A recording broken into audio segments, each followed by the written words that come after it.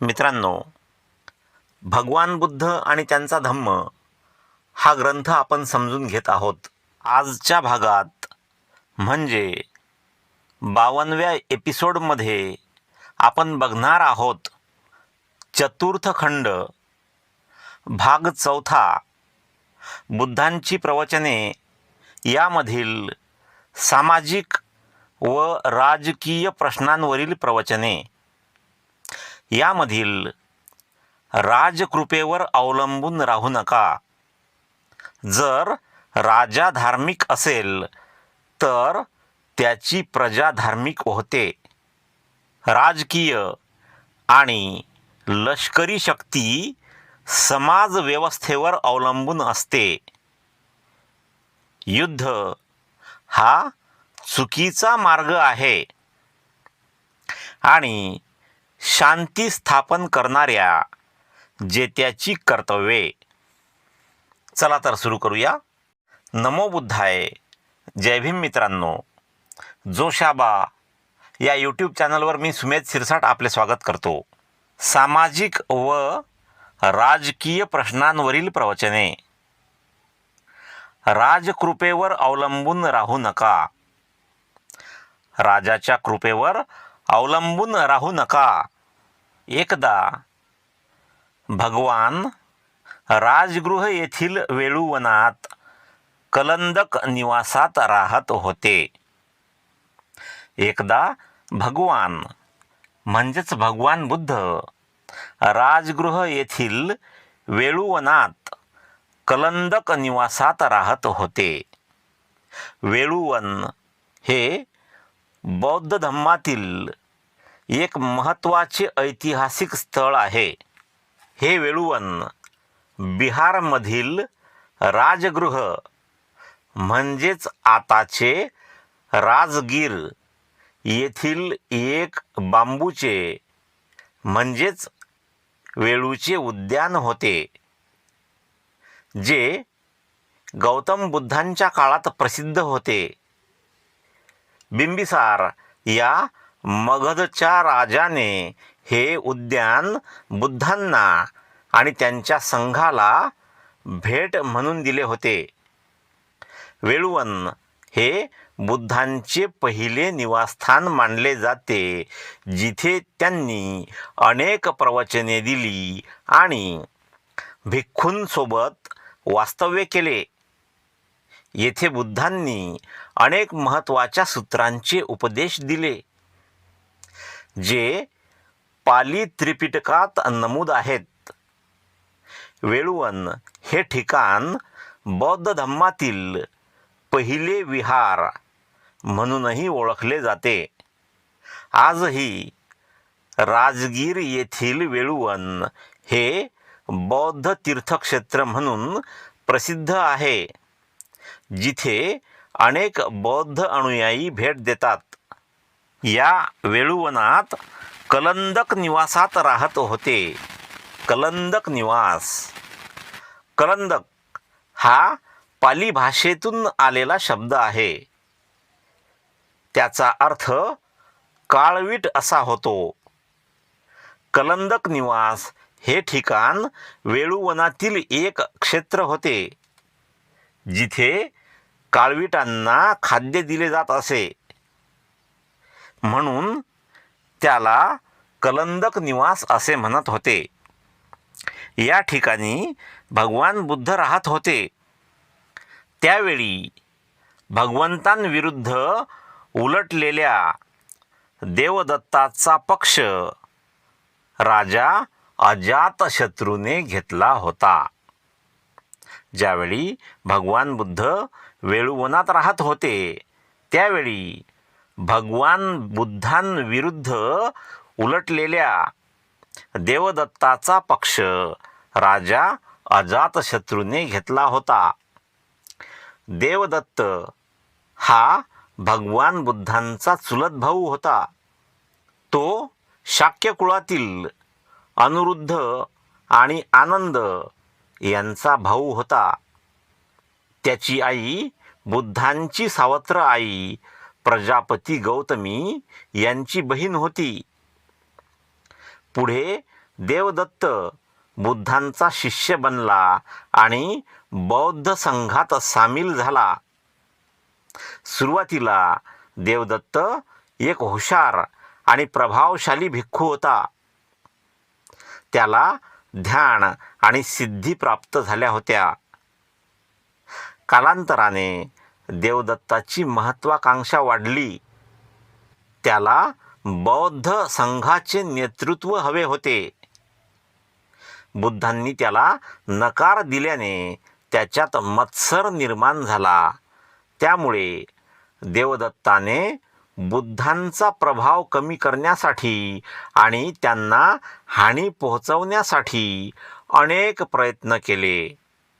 जसे राजगृह येथे बुद्धांवर दगड ढकलण्याचा प्रयत्न, नालागिरी नावाच्या हत्तीला बुद्धांवर सोडणे, संघात फूट पाडण्याचा प्रयत्न.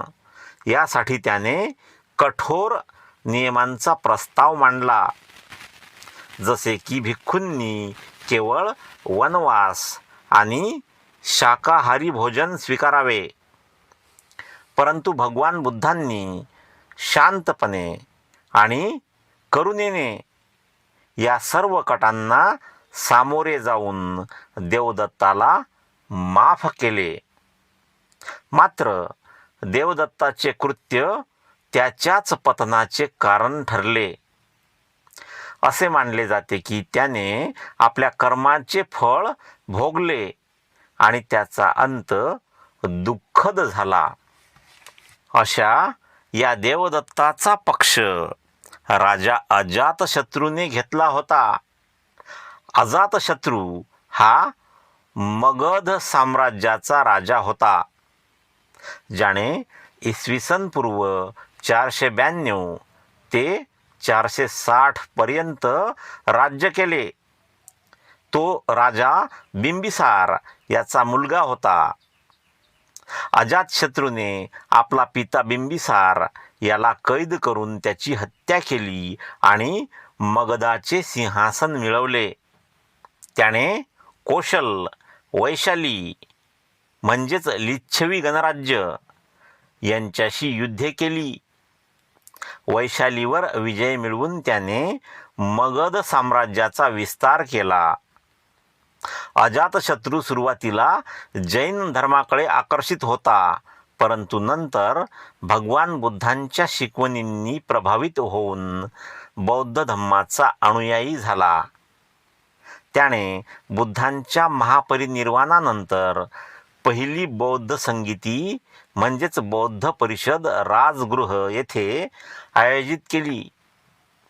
याच अजातशत्रू राजाने बुद्धांचा चुलत भाऊ देवदत्ताच्या प्रभावाखाली येऊन बुद्धांविरुद्ध कट केले होते, परंतु नंतर त्याने पश्चाताप केला. अशा प्रकारे देवदत्ताचा पक्ष राजा अजातशत्रूने घेतला होता. सकाळ संध्याकाळ 500 गाड्यांतून अन्नपात्रे पाठवून तो देवदत्ताच्या शिष्यगणांना पोषित होता. राजा अजातशत्रू हा देवदत्ताच्या शिष्यांसाठी सकाळ संध्याकाळ 500 गाड्यातून अन्नपात्रे पाठवून देत होता. तेव्हा काही भिक्खू भगवंतांसमोर आले, भगवान बुद्धांसमोर आले आणि साभिवादनपूर्वक म्हणजेच अभिवादन करून त्यांच्या शेजारी बसले. त्यांनी भगवंतांना देवदत्तासंबंधीची वार्ता सांगितली.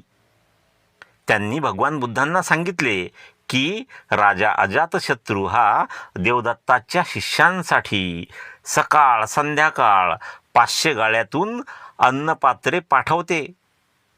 तेव्हा भगवंत भिक्खूंना म्हणाले, भगवान बुद्ध भिक्खूंना म्हणाले, राजाकडून कृपेची, खुशामतीची, कोणत्याही प्रकारच्या लाभाची आशा धरू नये.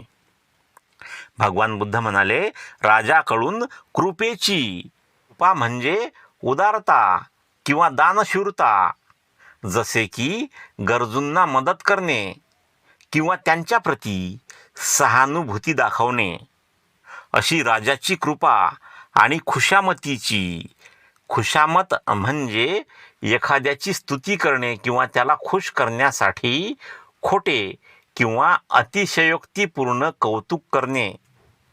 अशी खुशामत राजाकडून अशी खुशामतीची कोणत्याही प्रकारच्या लाभाची म्हणजेच फायद्याची आशा धरू नये. जोपर्यंत अजातशत्रू राजा देवदत्ताला सकाळ संध्याकाळ 500 गाळ्यात अन्नपात्रे भरून अन्न पुरवीत आहे, तोपर्यंत देवदत्ताची अधोगतीच होत राहणार. अधोगती म्हणजे नैतिक, सामाजिक, आर्थिक, आध्यात्मिक किंवा वैयक्तिक स्तरावर खालावणे, पतन होणे किंवा निम्न अवस्थेकडे जाणे म्हणजेच पतन होणे. असे देवदत्ताचे पतनच होत राहील. सन्मार्गात म्हणजेच चांगल्या मार्गात त्याच्या प्रगतीची अपेक्षा करणे व्यर्थ होईल. भिक्खूंनो, ज्याप्रमाणे कुत्र्याच्या नाकावर काळीज चुरडून थापले तर तो अधिकच पिसाळतो. ज्याप्रमाणे कुत्र्याच्या नाकावर काळीज चुरडून थापले.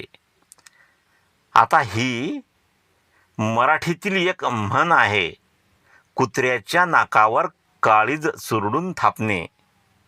या मराठी म्हणीचा अर्थ आहे एखाद्याला जाणीवपूर्वक किंवा क्रूरपणे दुखावणे, त्याच्या भावनांवर किंवा आत्मसन्मानावर गंभीर आघात करणे म्हणजेच कुत्र्याच्या नाकावर काळीज चुरडून थापणे. ज्याप्रमाणे कुत्र्याच्या नाकावर काळीज चुरडून थापले तर तो कुत्रा अधिकच पिसाळतो, त्याप्रमाणे जोपर्यंत राजा अजातशत्रू देवदत्ताला अशा रीतीने पोषित आहे, त्याचे पोषण करीत आहे, तोपर्यंत देवदत्त अधोगतीलाच जात राहणार, त्याचे पतनच होत राहणार, त्याची सुधारणा होणार नाही. बंधूंनो, राजाची खुशामत, कृपा, त्यापासून होणारे लाभ हे भयदायक आहेत. भयदायक म्हणजे भीती उत्पन्न करणारे, भयानक किंवा घाबरवणारे आहेत. सर्वोच्च अशी आढळ शांती साधण्याच्या मार्गातील ते कटू आणि दुःखदायक असे अडसर आहेत. सर्वोच्च अशी आढळ शांती, आढळ म्हणजे स्थिर, अचल किंवा जी हालत नाही, जागा बदलत नाही किंवा नष्ट होत नाही, अशी अढळ शांती स्थापण्याच्या मार्गातील ते कटू आणि दुःखदायक असे अडसर आहेत. म्हणजेच राजाची कृपा, राजाकडून खुशामत, राजाकडून लाभ हे शांती साधण्याच्या मार्गातील कटू आणि दुःखदायक असे अडसर आहेत. दुःख उत्पन्न करणारे असे ते अडथळे आहेत. म्हणून भिक्खूंनो, तुम्ही स्वतःला हे शिकविले पाहिजे की आमच्यावर लाभ, कृपा, खुशामत यांचा वर्षाव होणार असेल तर आम्ही त्याचा निषेध करू, म्हणजेच त्याचा विरोध करू, आणि त्यांचा वर्षाव होऊ लागलाच तर त्याला आमच्या मनावर पकड घेऊ देणार नाही, प्रभुत्व मिळवू देणार नाही. प्रभुत्व मिळवणे म्हणजे वर्चस्व किंवा नियंत्रण मिळवणे. आमच्या मनावर त्याचे वर्चस्व, नियंत्रण मिळवू देणार नाही. त्याच्या लालसेने आम्हाला राजाचे दास म्हणजेच गुलाम बनवू देणार नाही. पुढे बघूया राजा धार्मिक असेल तर त्याची प्रजा धार्मिक होते. एकदा भिक्खूंना उद्देशून भगवंत म्हणाले, भिक्खूंना उद्देशून भगवान बुद्ध म्हणाले, भिक्खू हो, जोपर्यंत राजा हा धर्मशील नाही तोपर्यंत त्याचे प्रधान आणि कर्मचारी धर्मशील होऊ शकत नाहीत. धर्मशील म्हणजे धर्माचे आचरण करणारी, नीतिमान, सत्य आणि नैतिक मार्गावर चालणारी व्यक्ती. जोपर्यंत राजा असा धर्मशील नाही तोपर्यंत त्याचे प्रधान आणि कर्मचारी धर्मशील होऊ शकत नाहीत. ते धर्माचे आचरण करणारे, सत्य आणि नैतिक मार्गावर चालणारे होऊ शकत नाहीत. प्रधान आणि कर्मचारी अधार्मिक झाले की ब्राह्मण आणि गृहस्थही अधार्मिक होतात. अधार्मिक म्हणजे जे धर्मशील नाहीत असे, म्हणजेच जे धर्माचे आचरण करत नाहीत, नीतिमान, सत्य आणि नैतिक मार्गावर चालत नाहीत असे लोक म्हणजे अधार्मिक. राजाचा प्रधान आणि कर्मचारी अधार्मिक झाले की ब्राह्मण आणि गृहस्थही अधार्मिक होतात. ब्राह्मण आणि गृहस्थ हे धर्मरहित असल्यावर, म्हणजेच ते धर्माचे आचरण करणारे किंवा नीतिमान आणि सत्य आणि नैतिक मार्गावर चालणारे नसले तर नगरवासी आणि ग्रामवासी हेही धर्मरहित होतात. नगरात राहणारे लोक आणि खेड्यात गावात राहणारे लोक हे सुद्धा धर्मरहित होतात, म्हणजेच धर्माचा मार्ग सोडतात. परंतु जेव्हा राजे धार्मिक असतात, म्हणजेच धर्मशील असतात, तेव्हा हे भिक्खूंनो, त्याचे प्रधान म्हणजेच राजाचे प्रधान आणि कर्मचारीही धार्मिक होतात, धर्माच्या मार्गाने आचरण करणारे होतात. जेव्हा राजे आणि त्याचे प्रधान आणि कर्मचारी धार्मिक असतात तेव्हा ब्राह्मण आणि गृहस्थ हेही धार्मिक होतात. हे सुद्धा धर्माच्या मार्गावर, नीतीच्या मार्गावर, सत्य आणि नैतिक मार्गावर चालणारे होतात. जेव्हा ब्राह्मण आणि गृहस्थ धार्मिक असतात तेव्हा नगरवासी आणि ग्रामवासी हेही धार्मिक होतात. गुरांचा तांडा नदी ओलांडीत असताना त्यांच्यामधील वयोवृद्ध असलेला वृषभ म्हणजे बैल, वयोवृद्ध असलेला बैल चुकला की त्याच्या मागून येणारी सर्व गुरेही चुकतात. गुरांच्या कळपातील पुढे चालणारा जो वयोवृद्ध बैल असते तो जर चुकला तर त्याच्या मागून येणारी सर्व गुरेही चुकतात. त्याप्रमाणेच माणसामध्येही ज्याला प्रमुख मानतात, मुख्य मानतात, तो वाममार्गाने जाऊ लागला तर इतरे जनही त्याच मार्गाचा अवलंब करतात. माणसांमधील प्रमुख व्यक्ती जर वाममार्गाने जाऊ लागला, वाममार्ग म्हणजे काय? वाम म्हणजे डावा किंवा उलट आणि मार्ग म्हणजे पथ. त्यामुळे वाममार्ग हा डावा मार्ग किंवा उलटा मार्ग म्हणून ओळखला जातो. सामान्यतः वाममार्ग म्हणजे अनैतिक, चुकीचा किंवा अधार्मिक मार्ग म्हणजेच वाममार्ग. अशा वाममार्गाने, वाईट मार्गाने जर प्रमुख जाऊ लागला, चुकीच्या मार्गाने जाऊ लागला तर इतरे जनही म्हणजे इतर लोकही त्याच मार्गाचा म्हणजेच चुकीच्या मार्गाचा, वाईट मार्गाचा, वाममार्गाचा अवलंब करतात. त्याप्रमाणेच राजाने कुमार्ग धरला, वाईट मार्ग धरला तर सर्व राज्याला हानी पोचते. सर्व राज्याला नुकसान होते.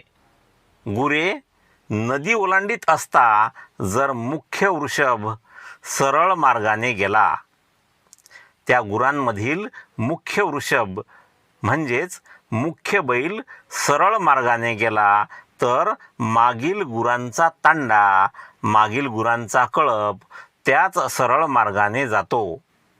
याप्रमाणेच जो प्रमुख असेल तो जर सन्मार्गाने चालू लागला, समाजातील म्हणजेच माणसांमधील प्रमुख व्यक्ती जर सन्मार्गाने चांगल्या मार्गाने चालू लागला तर इतर लोकही त्याचे अनुकरण करतात आणि सन्मार्गाने चांगल्या मार्गाने जातात. जर राजे चांगले असतील तर सारे राज्य सुखाने राहते. पुढे बघूया. राजकीय आणि लष्करी शक्ती समाज व्यवस्थेवर अवलंबून असते. एकदा भगवान बुद्ध राजगृह येथील गृध्रकूटावर राहत होते. राजगृह हे ठिकाण म्हणजे आजच्या बिहार राज्यातील राजगीर हे शहर आहे. प्राचीन काळी राजगृह हे मगध साम्राज्याची राजधानी होते आणि बुद्धांच्या जीवनात या ठिकाणाला विशेष महत्त्व आहे. बुद्धांनी येथे अनेक वर्षे घालवली, ध्यान केले आणि त्यांच्या शिकवणुकीचा प्रसार केला. राजगृह हे गौतम बुद्धांच्या काळात एक महत्त्वाचे धार्मिक आणि राजकीय केंद्र होते. येथे बिंबिसार आणि अजातशत्रू यांसारख्या मगधाच्या राजांनी राज्य केले. बुद्धांनी येथील गृध्रकूट पर्वत आणि वेळुवन यांसारख्या ठिकाणी अनेक प्रवचने दिली. तसेच पहिली बौद्ध संगीती म्हणजेच फर्स्ट बुद्धिस्ट काउन्सिल ही राजगृह येथेच आयोजित करण्यात आली होती. आजही राजगीर हे बौद्ध तीर्थक्षेत्र म्हणून प्रसिद्ध आहे आणि येथे अनेक प्राचीन अवशेष, स्तूप आणि विहार पाहायला मिळतात. गृध्रकूट हा बिहारमधील राजगीर म्हणजेच प्राचीन राजगृह येथील एक प्रसिद्ध पर्वत आहे. प्राचीन काळी हा पर्वत भगवान बुद्धांच्या जीवनात आणि बौद्ध धम्माच्या इतिहासात अत्यंत महत्त्वाचा होता. या पर्वतावर गौतम बुद्धांनी अनेक महत्त्वाची प्रवचने दिली.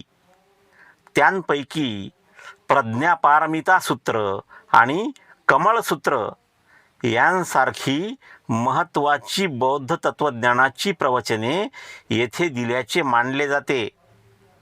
गृध्रकूट पर्वतावर बुद्ध अनेकदा ध्यान करत असत आणि त्यांच्या शिष्यांसोबत येथे वास्तव्य करत असत.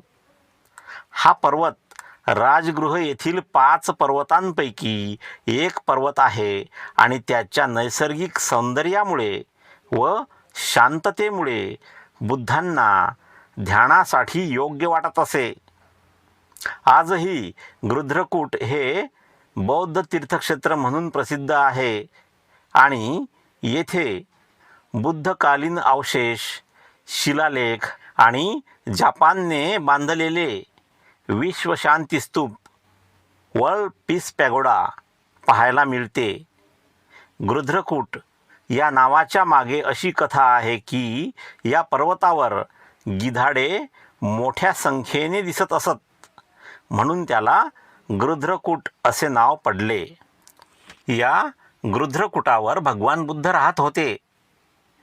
त्यावेळी वैदेही पुत्र मगध राजा अजातशत्रू विज्जीवर आक्रमण करण्याच्या विचारात होता. मगध राजा अजातशत्रू हा विज्जीवर आक्रमण करण्याच्या विचारात होता. विज्जी हे प्राचीन भारतातील एक महत्त्वाचे महाजनपद होते. म्हणजेच 16 प्रमुख राज्यांपैकी एक राज्य होते. हे आजच्या बिहार राज्याच्या उत्तर भागात वसलेले होते, ज्याचे केंद्र वैशाली म्हणजेच सध्याचा वैशाली जिल्हा येथे होते. विज्जी हे गंगा नदीच्या उत्तरेकडील भागात राहत होते आणि भगवान बुद्धांच्या काळात एक शक्तिशाली गणराज्य म्हणून प्रसिद्ध होते. येथील लिच्छवी ही प्रमुख जमात होती, जी विज्जी संघाचा भाग होती. बुद्धांनी वैशालीला अनेकदा भेट दिली आणि येथे अनेक प्रवचने दिली.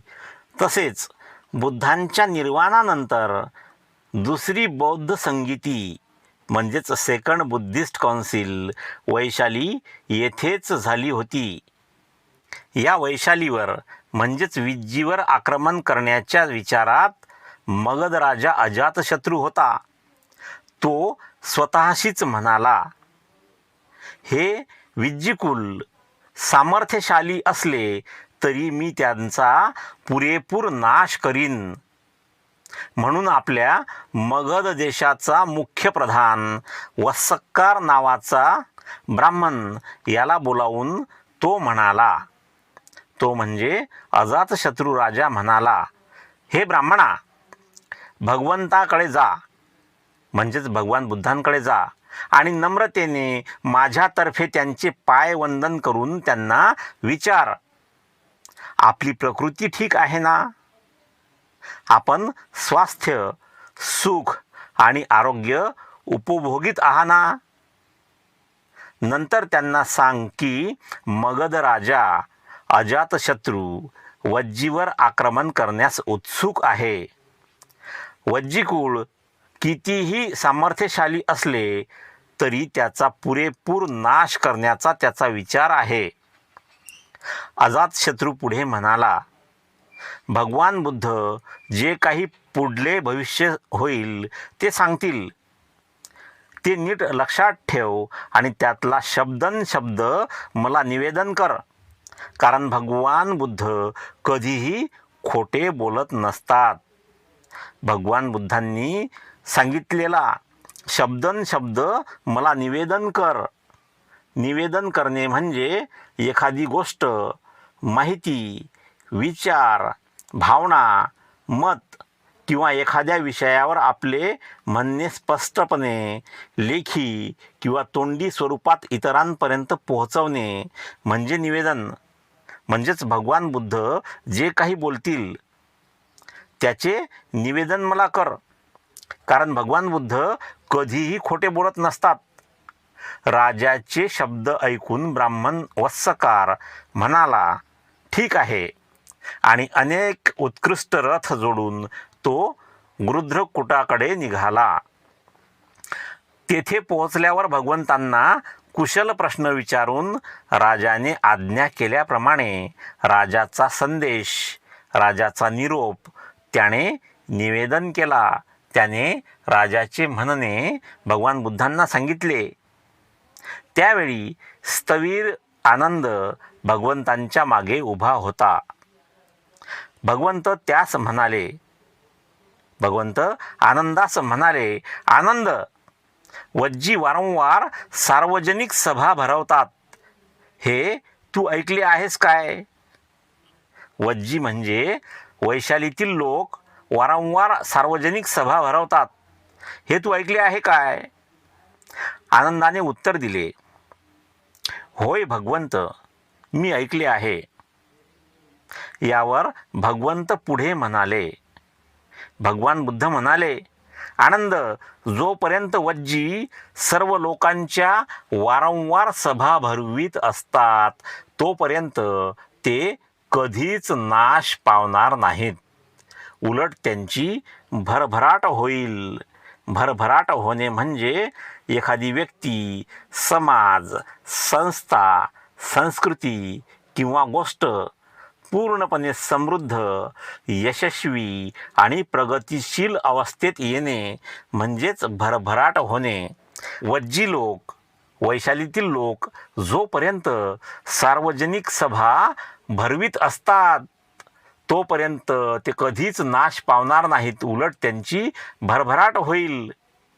आनंद, जोपर्यंत वज्जी एकोप्याने एकत्र येतात, एकोप्याने उभे ठाकतात, एकोप्याने आपापली उद्दिष्ट कार्य करतात. जोपर्यंत कोणतेही उद्दिष्ट मान्य झाल्याशिवाय, म्हणजे लोकांनी मान्य केल्याशिवाय तदनुसार त्यानुसार वर्तन करीत नाहीत. ज्या उद्दिष्टाला एकदा सर्व मान्यता मिळाली आहे ते वर्ज्य समजत नाहीत. वर्ज्य म्हणजे निषेध करण्याजोगी किंवा टाळण्याजोगी गोष्ट किंवा कृती म्हणजे वर्ज्य. म्हणजेच जे उद्दिष्ट ठरलं ते वज्जी लोक टाळत नाहीत, टाळण्याजोगे समजत नाहीत आणि गतकाळात म्हणजे गेल्या काळात, भूतकाळात वज्जी कुळाने जे नियम केले आहेत त्या नियम परंपरेप्रमाणे आचरण करतात. जोपर्यंत वज्जी आपल्यामधील वृद्धांना, वयोवृद्धांना मान देतात, त्यांची वाहवा करतात, म्हणजेच त्यांची प्रशंसा करतात, त्यांचा आदर करतात आणि त्यांची सल्लामसलत ऐकणे हे आपले कर्तव्य मानतात. वयोवृद्ध माणसांशी सल्लामसलत करतात आणि सल्लामसलत ऐकणे हे आपले कर्तव्य मानतात. जोपर्यंत आपल्या कुळांतील कोणत्याही स्त्रीला अथवा कन्येला ते बळजबरीने, जबरदस्तीने डांबून ठेवीत नाहीत आणि सामर्थ्याच्या जोरावर तिचे अपहरण करीत नाहीत. जोपर्यंत वज्जी धम्माला मान देतात आणि त्यांचे परिपालन करतात तोपर्यंत हे आनंदा वज्जी कुळाची अधोगती होणार नाही, त्यांची प्रगतीच होत राहील. उलट त्यांची भरभराटच होत राहील आणि कोणीही त्यांचा नाश करू शकणार नाही. सारांश: जोपर्यंत वज्जी म्हणजेच वैशालीचे लोक प्रजातंत्रावर विश्वास ठेवतील, प्रजातंत्रकाप्रमाणे आचरण करतील, तोपर्यंत त्यांच्या राज्याला संकट स्पर्श करू शकणार नाही असे भगवंतांनी स्पष्ट केले. नंतर भगवंत वत्सकाराला उद्देशून म्हणाले, हे ब्राह्मणा, मी वैशाली येथे वज्जी कुळात राहत असताना त्यांच्या कल्याणास ह्या वरील अटी कशा आवश्यक आहेत हे मी त्यांना शिकविले. एकोप्याने राहणे, सर्वांच्या मनाने निर्णय घेणे, सर्वांच्या मताने निर्णय घेणे ह्या ज्या गोष्टी आहेत ह्या गोष्टी त्यांच्या कल्याणास आवश्यक आहेत हे मी त्यांना शिकवले आहे. तेव्हा तो ब्राह्मण म्हणाला, तर मग वज्जी जोपर्यंत या वहिवाटीचे परिपालन करीत आहेत तोपर्यंत त्यांची अधोगती न होता त्यांचे कल्याणच वृद्धिंगत होणार आहे असे आम्ही मानायचे तर? ब्राह्मण म्हणाला, तर मग वज्जी लोक, वैशालीतील लोक जोपर्यंत ह्या वहिवाटीचे परिपालन करीत आहेत, वहिवाटीचे पालन करणे म्हणजे एखाद्या व्यवस्थेचे, प्रशासनाचे किंवा सामाजिक नियमांचे, कायद्यांचे किंवा प्रक्रियांचे योग्य पद्धतीने पालन करणे आणि त्यानुसार कार्य करणे. सामाजिक दृष्टिकोनातून याचा अर्थ समाजातील नियम, परंपरा किंवा जबाबदाऱ्या यांचे पालन करणे असा होतो. अशा प्रकारे जोपर्यंत वज्जी लोक ह्या वहिवाटीचे पालन करीत आहेत तोपर्यंत त्यांची अधोगती न होता त्यांचे कल्याणच वृद्धिंगत होणार असे आम्ही मानायचे तर? हे गौतमा, मगध राजाला वज्जीचा पाडाव करता येणार नाही असे तुझे म्हणणे दिसते. असे बोलून वत्सकार उठून राजगृह येथे आपल्या राजाला भगवंतांचे शब्द सांगायला निघून गेला. पुढे बघूया. युद्ध हा चुकीचा मार्ग आहे. एकदा मगध राजा अजातशत्रू याने आपले अश्वदळ, पायदळ गोळा करून पसेनदी राजाच्या काशी विभागावर स्वारी केली. मगध राजा अजातशत्रू याने अश्वदळ म्हणजे घोडदळ, पायदळ गोळा करून पसेनदी राजाच्या काशी विभागावर स्वारी केली. पसेनदीनेही स्वारीचा वृत्तांत ऐकून घोडदळ पायदळाचे सैन्य जमविले आणि तो अजातशत्रूला तोंड द्यावयास निघाला. त्या दोन्ही सैन्यांचे युद्ध झाले. अजातशत्रूने राजा पसेनदीचा पराभव केला. राजा पसेनदीला त्याने हरविले आणि पसेनदी शेवटी आपली राजधानी श्रावस्ती येथे माघार घेऊन राहिला. श्रावस्तीमधील राहणारे भिक्खू भिक्षाटन करून परत आले आणि त्यांनी भगवंतांना त्या दोन राजांचे युद्ध आणि पसेनदीची माघार यांसंबंधीचे वृत्त सांगितले. भगवंत म्हणाले, वृत्त ऐकून, ती बातमी ऐकून भगवंत म्हणाले, भिक्खू हो, मगध राजा अजातशत्रू म्हणजे जगातील साऱ्या दुष्टपणाचा ठेवा आहे. उलट राजा पसेनदी हा जगातील चांगुलपणाचा मित्र आहे. सध्या तरी पसेनदी राजाला पराभूत मनुष्य म्हणून दुःखात रात्र काढावी लागणार आहे. विजयातून द्वेष जन्मास येतो. द्वेष म्हणजे एखाद्या व्यक्ती किंवा गोष्टीबद्दल मनात निर्माण होणारी तीव्र नापसंती, वैर किंवा शत्रुत्वाची भावना. युद्धाच्या विजयातून अशी द्वेषाची भावना जन्मास येते. पराजिताला दुःखात काळ कंठावा लागतो. हरलेल्याला दुःखात काळ कंठावा लागतो. परंतु जो शांत आहे आणि क्रोधरहित आहे तो सुखात राहतो. हरलेल्याला दुःखात काळ कंठावा लागतो, परंतु जो शांत आहे आणि क्रोधरहित आहे. क्रोध म्हणजे अपमान, अन्याय, निराशा किंवा इच्छाभंगामुळे व्यक्तीच्या मनात निर्माण होणारी राग, संताप किंवा तीव्र नाराजीची भावना म्हणजे क्रोध. असा क्रोध ज्याच्यामध्ये नाही, म्हणजे जो क्रोधरहित आहे, तो सुखाने राहतो. कारण अशा माणसाच्या गावी जय आणि पराजय यांची वार्ताच नसते. पुन्हा असे घडले की त्या दोन राजांचे पुन्हा युद्ध जुंपले. परंतु त्या युद्धात कोसल राजा पसेनदी याने अजातशत्रूचा पराभव करून त्याला जिवंत पकडले. तेव्हा राजा पसेनदीने स्वतःशी विचार केला की मी ह्याच्या वाटेस गेलो नसतानाही हा राजा माझा पुतण्या असूनही मला त्रास देतो. अजातशत्रू राजा हा पसेनदीचा पुतण्या होता.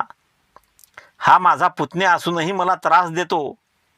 आता मी त्याचे सर्व सैन्य, हत्ती, घोडे, रथ आणि पायदळ ताब्यात घेऊन त्याला केवळ आपल्या जीवानीशी सोडून दिले तर, त्याचं सर्व घेऊन त्याला फक्त जिवंत सोडून दिले तर. आणि त्याप्रमाणे पसेनदी राजाने केले. श्रावस्तीमध्ये भिक्षाटन करून परतलेल्या भिक्खूंनी ही वार्ता भगवंतांच्या कानी घातली. त्यांनी ही बातमी भगवान बुद्धांना सांगितली. त्यावर भगवंत म्हणाले, माणूस आपल्या स्वार्थासाठी दुसऱ्याला लुटतो, परंतु जेव्हा दुसरे त्याला लुटतात तेव्हा तो लुटला गेलेला मनुष्य परत दुसऱ्यांना लुटण्याची ईर्ष्या धरतो. ईर्ष्या हा मराठी शब्द आहे आणि याचा अर्थ आहे दुसऱ्याच्या यश, संपत्ती, सुख किंवा गुणांबद्दल मनात निर्माण होणारी जळजळीची किंवा असूयेची भावना. ही एक नकारात्मक भावना आहे जी दुसऱ्याकडे असलेल्या गोष्टी किंवा यश पाहून स्वतःच्या मनात निर्माण होते, ज्यामुळे मत्सर, द्वेष किंवा कमीपणाची भावना येऊ शकते. अशी ईर्ष्या तो लुटला गेलेला मनुष्य धरतो. जसे अजातशत्रू राजाने त्याच्या स्वार्थासाठी अगोदर राजा पसेंदीवर स्वारी केली होती, परंतु जेव्हा दुसरे त्याला लुटतात तेव्हा तो लुटला गेलेला मनुष्य परत दुसऱ्यांना लुटण्याची ईर्ष्या धरतो. जोपर्यंत पापाचे फळ पक्व झाले नाही तोपर्यंत मूर्खांना सदैव वाटते, मला पाहिजे ती सुवर्ण संधी आता येणार. जोपर्यंत पापाचे फळ पक्व झाले नाही, पाप म्हणजे नैतिक, धार्मिक किंवा सामाजिक दृष्टिकोनातून चुकीचे, अनैतिक किंवा हानिकारक मानले जाणारे कृत्य, विचार किंवा वर्तन म्हणजे पाप. अशा पापाचे फळ पक्व झाले नाही म्हणजे पिकले नाही तोपर्यंत मूर्खाला सदैव वाटते, मला पाहिजे ती सुवर्णसंधी आता येणार. परंतु जेव्हा कर्माचे फळ भोगण्याची वेळ येते, आपल्या पापी कर्माचे फळ भोगण्याची वेळ येते, तेव्हा केलेल्या पापाबद्दल भय वाटू लागते, भीती वाटू लागते. हिंसकालाही त्याची हिंसा करणारा कोणीतरी भेटतोच. हिंसा करणाऱ्याला त्याची हिंसा करणारा कोणीतरी भेटतोच. जे त्याला जिंकणारा कोणीतरी निपजतो. जिंकणाऱ्याला हरवून त्यावर विजय मिळवणारा कोणीतरी निपजतो, कोणीतरी जन्माला येतो. निंदकाला निंदक सापडतो. निंदक म्हणजे दुसऱ्या व्यक्तीचे दोष सांगणारा किंवा दुसऱ्या व्यक्तीविषयी वाईट बोलणारा. असा जो निंदक असतो त्याला सुद्धा दुसरा निंदक मिळतोच. अशा रीतीने कर्मविपाकाने जो मनुष्य दुसऱ्याला लुटतो त्यावरही आपण स्वतः लुटला जाण्याची पाळी येते. जो दुसऱ्याला लुटतो त्याला सुद्धा दुसरा कोणीतरी लुटतोच. पुढे बघूया, शांती स्थापन करणाऱ्या जेत्याची कर्तव्ये. जेव्हा जेता म्हणजे विजयी, जेव्हा जेता शांती स्थापन करण्याची सत्ता मिळवितो त्यावेळी पराजितावर गुलामगिरी लादण्याचा नसला तरी त्याची अधिकाधिक मानखंडना करण्याचा अधिकार सांगू लागतो. युद्धानंतर युद्धात जिंकलेला जो जेता असतो तो शांती स्थापन करण्याची सत्ता मिळवितो. त्यावेळी जो युद्धात हरलेला आहे, जो पराजित झालेला आहे, त्या पराजितावर गुलामगिरी लादण्याचा नसला तरी त्याची अधिकाधिक मानखंडना करण्याचा अधिकार सांगू लागतो. म्हणजेच पराजिताचा अपमान करण्याचा अधिकार तो सांगू लागतो. ह्या विषयावर बुद्धाचे मत अगदी वेगळे आहे. त्यांच्या मते, भगवान बुद्धांच्या मते, शांती स्थापन करणे याला काही अर्थ असेल तर जेत्याने म्हणजेच विजयी राजाने जित्याच्या म्हणजेच पराजित्याच्या शांततेच्या काळाचा जित्याच्या कल्याणासाठी उपयोग करणे, पराजित झालेल्या राजाच्या कल्याणासाठी उपयोग करणे हे त्याचे कर्तव्य ठरते. ह्या विषयावर बुद्धाने भिक्खूंना उद्देशून असे म्हटले आहे, युद्धविद्येत पारंगत असलेल्या माणसाने युद्धविराम झाल्यावर आपल्या अंगच्या रुजुता, अनुग्रहपूर्वक वाणी, उद्धटपणाविरहित दयाळू वृत्ती ह्या गुणांचा आविष्कार केला पाहिजे. युद्धविरामानंतर युद्धात जिंकलेल्या माणसाने आपल्या अंगच्या रुजुता म्हणजे सरळपणा, साधेपणा, सरळ स्वभाव किंवा प्रामाणिकपणा, हा रुजुता गुण, अनुग्रहपूर्ण वाणी. अनुग्रहण म्हणजे काय? अनुग्रहण हा मराठी शब्द आहे ज्याचा अर्थ कृपा करणे, दया दाखवणे किंवा आशीर्वाद देणे असा होतो. सामान्यतः हा शब्द एखाद्या व्यक्तीला किंवा गोष्टीला विशेष कृपा, दया किंवा अनुकूलता दर्शवण्याच्या संदर्भात वापरला जातो.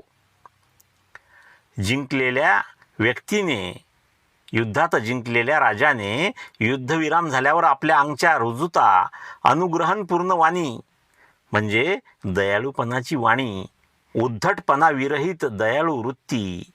उद्धटपणा म्हणजे इतरांशी वागताना किंवा बोलताना सौजन्य न दाखवता दुसऱ्याला कमी लेखून असभ्यपणे, उर्मटपणे वागणे किंवा बोलणे म्हणजे उद्धटपणा.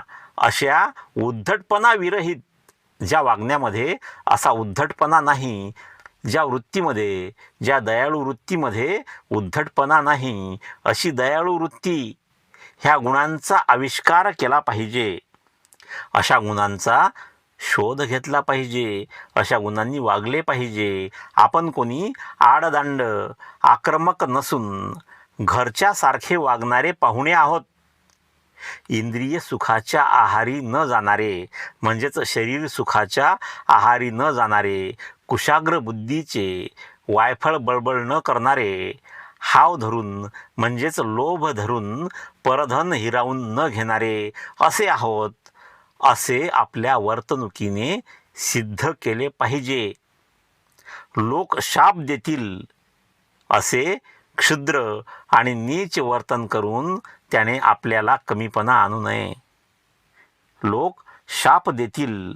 शाप म्हणजे एखाद्या व्यक्तीला किंवा वस्तूला वाईट किंवा हानिकारक गोष्टी घडाव्यात अशी इच्छा व्यक्त करणे म्हणजे शाप. असा लोक शाप देतील असे क्षुद्र, क्षुद्र म्हणजे लहान, तुच्छ, कमी दर्जाचे, नगण्य या शब्दाचा वापर एखाद्या गोष्टीचे किंवा व्यक्तीचे मूल्य, महत्त्व किंवा आकार कमी दर्शवण्यासाठी होतो. लोक शाप देतील असे क्षुद्र म्हणजे असे कमीपणाचे आणि नीच वर्तन करून त्याने आपल्याला कमीपणा आणू नये. आपला मोठेपणा कायम ठेवावा. सर्व प्राणीमात्रांना सुख, समृद्धी आणि शांतता लाभो. सबळ, दुर्बळ, लहान, मोठे प्राणीमात्र शांततेचा सदैव उपभोग घेत राहोत. दृश्य, अदृश्य, दिसणारे, न दिसणारे, जवळचे, दूरचे, जात, अजात म्हणजे ज्ञात, अज्ञात म्हणजेच माहीत असलेले, माहीत नसलेले जीव शांतीचा उपभोग घेवोत अशी वृत्ती जेत्याने राखली पाहिजे. युद्धात विजयी व्यक्तीने, युद्धात विजयी राजाने अशी वृत्ती, असा स्वभाव राखला पाहिजे.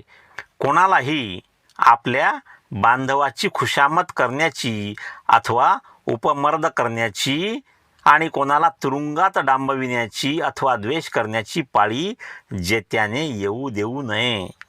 कोणालाही आपल्या बांधवांची खुशामत करण्याची, खुशामत म्हणजे एखाद्याची स्तुती करणे किंवा त्याला खुश करण्यासाठी खोटे किंवा अतिशयोक्तीपूर्ण कौतुक करणे, विशेषतः स्वार्थी हेतूने किंवा फायदा मिळवण्यासाठी मोठेपणा देणे, अशी खुशामत करण्याची अथवा त्यांचा उपमर्द करण्याची. उपमर्द म्हणजे त्रास देणे किंवा अपमान करणे. असा त्रास देण्याची, अपमान करण्याची आणि कोणाला तुरुंगात डांबण्याची अथवा द्वेष करण्याची पाळी जेत्याने म्हणजेच विजयी व्यक्तीने, विजयी राजाने येऊ देऊ नये. ज्याप्रमाणे माता आपल्या एकुलत्या एक मुलाला इजा पोचू नये म्हणून जपते, त्याप्रमाणे जेत्याने म्हणजेच विजयी पुरुषाने, विजयी राजाने सर्व प्राणीमात्रांसंबंधी विवेक धरावा. विवेक म्हणजे बुद्धीचा आणि नीतीचा योग्य वापर करून चांगला आणि योग्य निर्णय घेण्याची क्षमता. ही एक मानसिक शक्ती आहे जी व्यक्तीला सत्य असत्य, योग्य अयोग्य आणि नैतिक अनैतिक यांच्यातील फरक ओळखण्यास मदत करते. विवेकामुळे माणूस परिस्थितीचे विश्लेषण करतो, परिणामांचा विचार करतो आणि आपल्या कृतींचे दीर्घकालीन परिणाम समजून घेतो. विजयी राजाने सर्व जीवमात्रांविषयी असा विवेक धरावा. विश्वातील वरच्या, खालच्या, भोवतालच्या साऱ्या देशांच्या प्राणीमात्रांवर अंतःकरणपूर्वक प्रेम करावे. त्यांच्याविषयी मनात द्वेषाचा स्पर्श होऊ देऊ नये. कोणत्याही प्रकारे दुसऱ्याच्या अंतःकरणात, दुसऱ्याच्या मनात शत्रुत्वाची भावना निर्माण होईल असे काहीही कृत्य करू नये. म्हणजे तुम्ही उभे असताना, चालत असताना, बसताना, उठताना आपल्या संपूर्ण मानसिक सामर्थ्याने असा विचार करीत राहा. हा ब्रह्मविहारच आहे. ब्रह्मविहार म्हणजे काय? ब्रह्मविहार ही एक बौद्ध तत्वज्ञानातील संकल्पना आहे. संस्कृत शब्द ब्रह्म म्हणजे दिव्य किंवा उच्च आणि विहार म्हणजे वास्तव्य, अवस्था किंवा जीवन पद्धती. म्हणजेच दिव्य अवस्था किंवा मनाची उच्च भावनिक अवस्था म्हणजे ब्रह्मविहार. असा हा ब्रह्मविहारच आहे. असा विचार करीत राहा. मित्रांनो, तथागत भगवान गौतम बुद्ध आणि त्यांचा धम्म, तसेच राष्ट्रपिता महात्मा ज्योतिराव फुले, राजर्षी छत्रपती शाहू महाराज, विश्वरत्न बोधिसत्व डॉक्टर बाबासाहेब आंबेडकर आणि बहुजनांच्या सर्व महापुरुषांच्या विचारांचा प्रचार आणि प्रसार करण्याचे कार्य मी जोशाबा चॅनलच्या माध्यमातून हाती घेतलेले आहे. मित्रांनो, आपणास विनंती आहे की कृपया या व्हिडिओला लाईक करा, व्हिडिओ आपल्या मित्रांमध्ये शेअर करा. चॅनलवर नवीन असाल तर कृपया सबस्क्राईब करा. तसेच माझ्या या कार्यात तुम्ही मला मदतसुद्धा करू शकता. व्हिडिओखालील थँक्स बटनाचा उपयोग करून चॅनलला मदत करा किंवा या QR कोड किंवा मोबाईल नंबरच्या सहाय्याने सुद्धा आपण चॅनलला मदत करू शकता. धन्यवाद. जय भीम. भेटूया पुढील व्हिडिओमध्ये.